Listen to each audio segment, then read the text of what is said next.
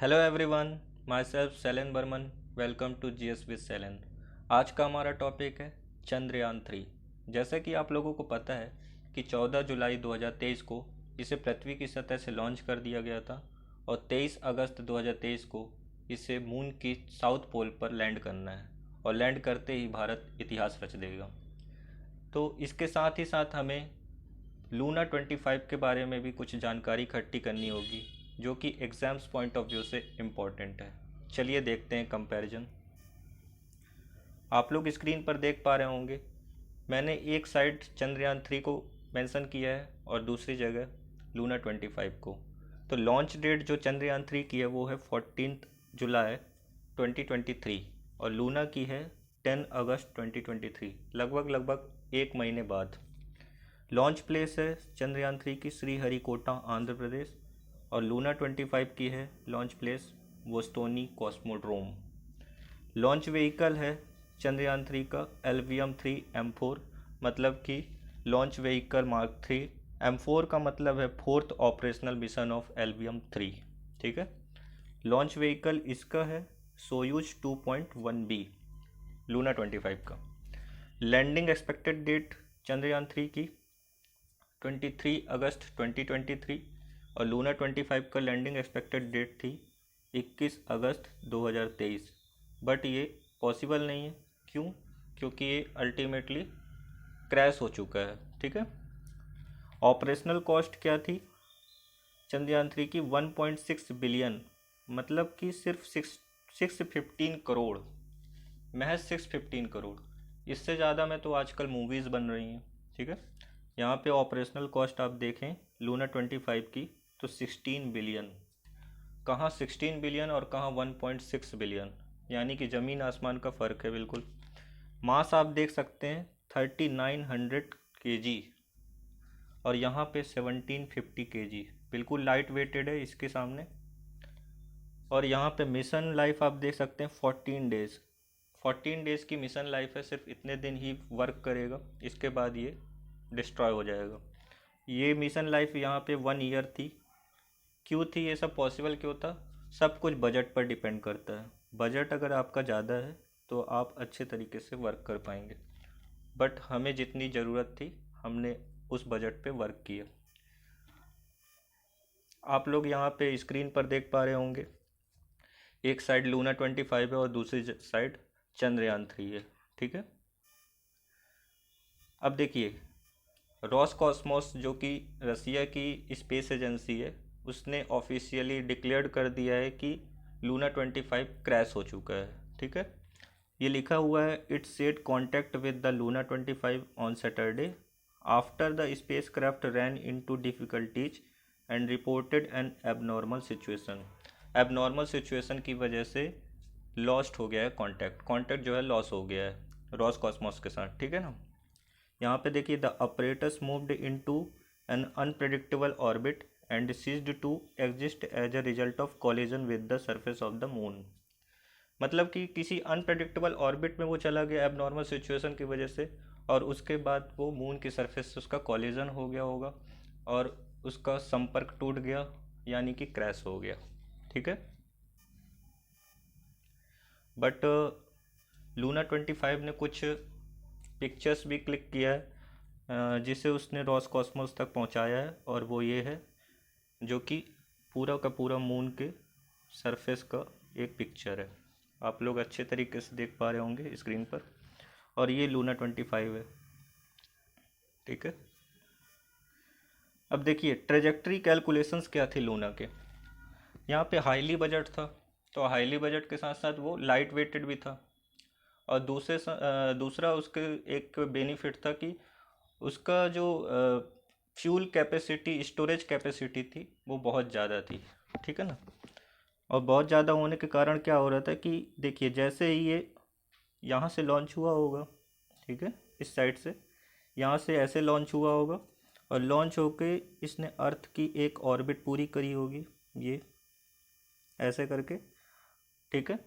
और ये ऑर्बिट पूरा करने के बाद जैसे ही ये पूरा ये ग्रेविटेशनल को पार कर दिया होगा, किसके? अर्थ के ग्रेविटेशनल को पार कर दिया होगा, क्योंकि उसके पास बहुत ही एक्सेसिव अमाउंट में फ्यूल कैपेसिटी थी। ठीक है ना। फ्यूल कैपेसिटी होने के कारण वो अर्थ की ग्रेविटी को बिल्कुल पार कर दिया, और पार करके ये मून की ग्रेविटी में एंटर कर गया। ठीक है, और लाइट वेटेड भी था तो ज़्यादा उससे प्रॉब्लम नहीं गई। और फिर यहाँ पास ऐसे मूव किया, ये इस तरीके से मूव करके, और ये जस्ट ऐसे अंदर जाने ही वाला होगा तो उस समय ये सिग्नल लॉस कर देता है। यानी कि कहीं ना कहीं किसी मिसमैच कैलकुलेशन की वजह से इसका किसी मून के रॉक सरफेस से कॉलिजन हो गया होगा और ये अल्टीमेटली डिस्ट्रॉय हो गया। ठीक है ना, तो अब इसका सिग्नल टूट गया, तो यानी कि ये पूरी तरीके से क्रैश हो गया। तो अब ये रेस से बाहर हो चुका है चंद्रयान 3 के। तो आइए देखते हैं, ये चंद्रयान 3 है, आप लोग देख पा रहे होंगे स्क्रीन पर। और ये होता है प्रोपल्सन मॉड्यूल, इसके अंदर ही प्रोपल्सन मॉड्यूल, इसके अंदर ही फ्यूल जमा होते हैं, यहाँ भी यहाँ भी।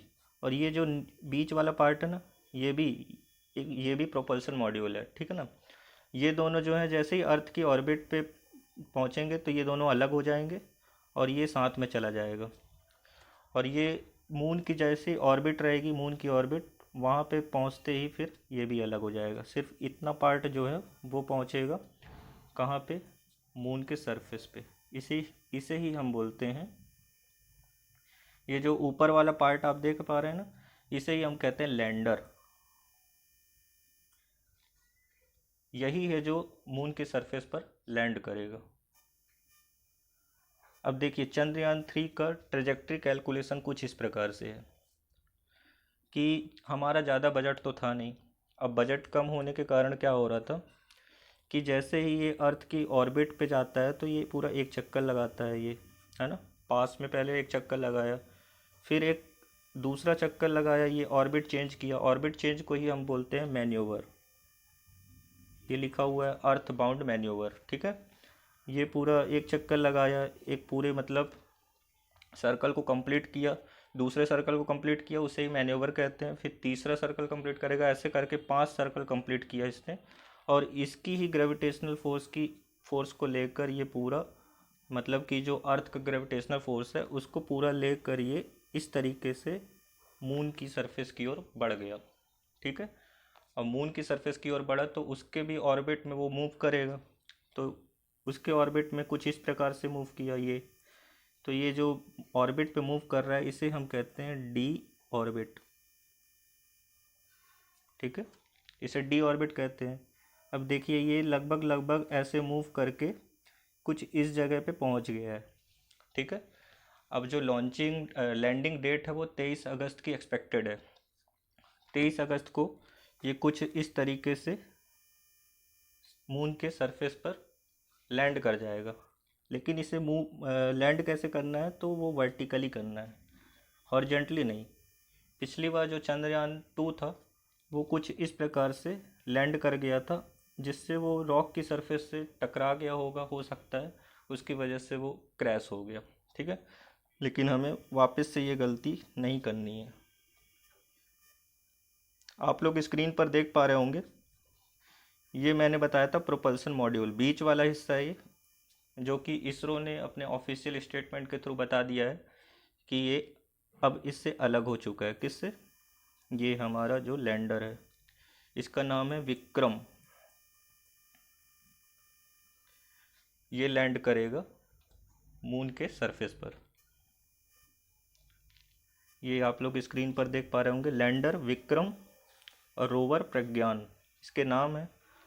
ये लैंडर है, जब ये लैंड करेगा मून के सरफेस पे तो ऐसा होगा, और इसकी एक डोर खुलेगी, यहाँ से ये डोर खुलेगी। इसके बाद एक रोवर बाहर आएगा जिसका नाम प्रज्ञान है।